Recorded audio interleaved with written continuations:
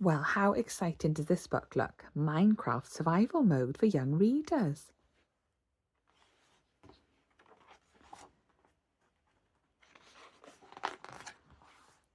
Emmy blinked and looked around.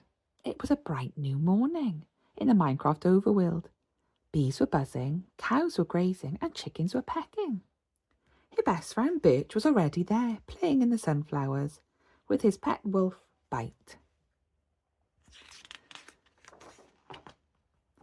But Emmy knew that when the sun went down, the monsters would return. "Let's get serious," she said. "We don't have any time to waste." "What's your plan?" asked Birch. Emmy always had a plan. "Today we will climb to the very top of Mount Fairview," said Emmy, "and see what we can see." Birch gasped. Mount Fairview was the tallest mountain around. Emmy and Birch knew that they would need supplies to travel so far. Bite barked loudly. He pointed his nose at an oak tree, or what he found. "Good idea, Bite," said Emmy. "We should get some wood right away." "I'll do it," said Birch. He punched the tree. The tree broke apart into blocks of wood. When they had enough logs, Emmy made oak planks. She used the planks to create a crafting table. "Now we can make tools," Emmy said. "We'll craft a shovel, a pickaxe, and a sword, maybe an axe." "Maybe an extra pickaxe for me," said Birch. Now that they had wooden tools, Emmy, Birch, and Bite started walking towards the mountain. Uh-oh, what can you spot there? They saw a spider lurking beneath a tree. Birch was ready for it, but the spider would not attack in daylight. It only watched them with beady red eyes. Finally, they came to the end of the plain. They now stood at the foot of Mount Farview. The mountain was tall. Birch could not see the top, and Bite howled. "Ow!" "We should gather more supplies," said Emmy. She used her axe to knock apples out of an oak tree. Birch used his pickaxe to gather cobblestone. Without warning, Birch's pickaxe broke. The wooden tool shattered against the hard stone mountain. "Oh, don't be sad, Birch," said Emmy. "I can use my crafting table to make a new pickaxe for you."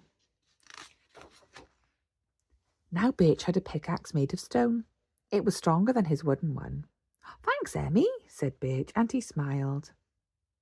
Together the friends climbed the mountain until the sun was low in the sky. "Soon it will be night," said Emmy. "We should stop and build a shelter before the monsters come." They worked as a team. While Birch mined more cobblestone, Emmy began stacking blocks to make the walls of the house. Bite was no help. He just tasted chicken. Suddenly an arrow whizzed through the air.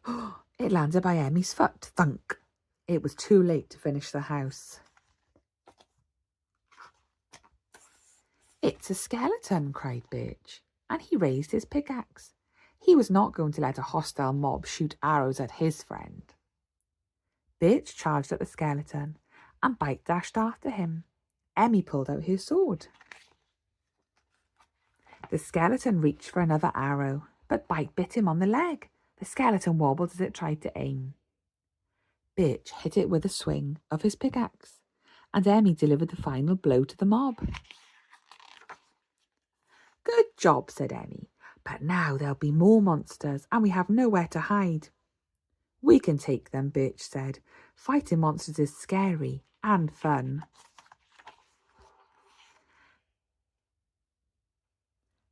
The night was long, and the path up the mountains was dangerous.